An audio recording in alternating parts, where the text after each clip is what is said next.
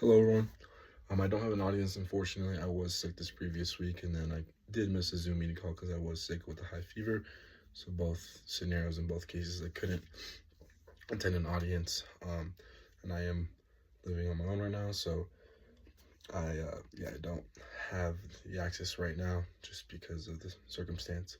But yeah, so I am talking to the screen without no audience, and I apologize about that. And it's unfortunate that I have to do this, but my speech today will be about the hidden caffeine in Panera lemonades and Panera drinks. And my intention getter today was on September 10th, 2022. A 21-year-old student, Sarah Katz, died from cardiac arrest after drinking Panera's quote unquote charged lemonade. Um, and in that, which contained up to 390 milligrams of caffeine in a single serving. And so, which is a lot to speak about a charged lemonade. Um, to say that many college students rely on caffeine daily. Um, that's the topic I'm going to talk about. And so, um, but hidden caffeine levels create such a hidden health risk that we don't see. And it honestly, caffeine is a drug that can be sometimes not spoke upon. And so the speaker credibility today for me is as a college student, I see how common high caffeine drinks and research. I've researched this thoroughly. I do drink them myself, and I do know the risk and the side effects of them. But to grow awareness and to see the effects of it is kind of it's interesting and it's informative completely. And so my preview today will be we need clear caffeine labeling and limits. I will explain the problem of present solutions and show the benefits of adopting these changes. And so the problem in it is the hidden and excessive levels in popular beverages that us young adults, consume and what we're at risk of. And so my research is through the American Academy of Pediatrics warned that caffeine over 100 milligrams daily can be harmful for adolescents, and so our age gap and our age group. And my research today is that Panera's charged lemonade contained up to, like I said, 390 milligrams per serving, contributing to multiple lawsuits and at least two reported deaths from this. And so, because unregulated caffeine is so dangerous, real solutions are needed. And so, the satisfaction, the solutions to this, and what is being done is that companies should be required to show caffeine amounts.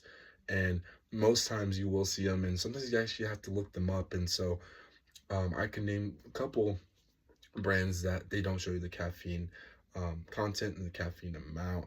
And so the FDA should set limits, and is what I believe. And so the research through this is that clear labeling improves consumer safety decisions. And this is from the FDA in 2023, what they came out with. And many countries already regulate this and regulate caffeine limits successfully. Temple University Health reports this, and many countries like Sweden and countries all over Europe have already done this. And so these solutions create a safer system for everyone. And these are just some of the examples of what has happened with hidden caffeine amounts and the um, improper action to label caffeine correctly. And so picture a world where caffeine content is clear on every drink. Students can choose safely without guessing.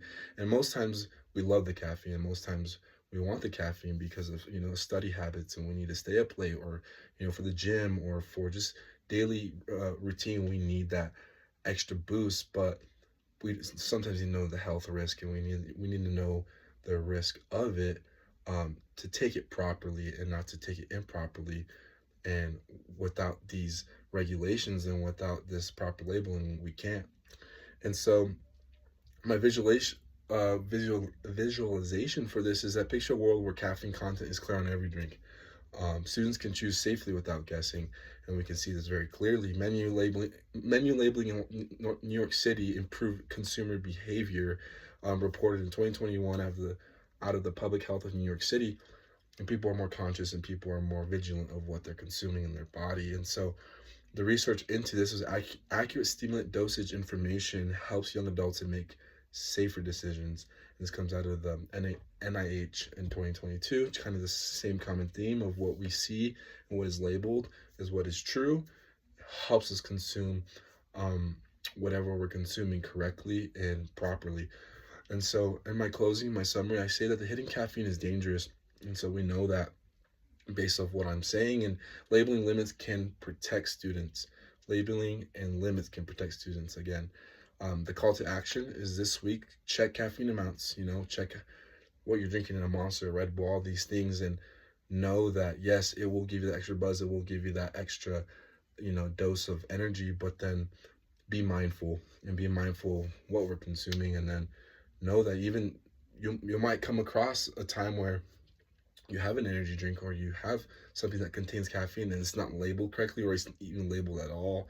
And so just check it on every drink. And honestly, I would be a part of signing a national petition urging the FDA to mandate caffeine labeling. Is very important and it is essential because caffeine can be considered a drug, and too much of it can actually lead to a lot of chronic diseases and chronic illnesses, heart rates going up and heart issues out the roof. And it's already been reported for many decades now from that. And so my memorable close: one clear label can save a life, and Sarah's story should have never happened, and we're trying to continue for that to not happen ever again. And so, yeah, this is my persuasive speech on hidden caffeine on labels. And yeah, so my references come from different ones of the American Academy of Pediatrics, Food and Drug Administration, the Temple University of Health News, Public Health in New York City, and the National Institute of Health. So yeah, thank you for listening.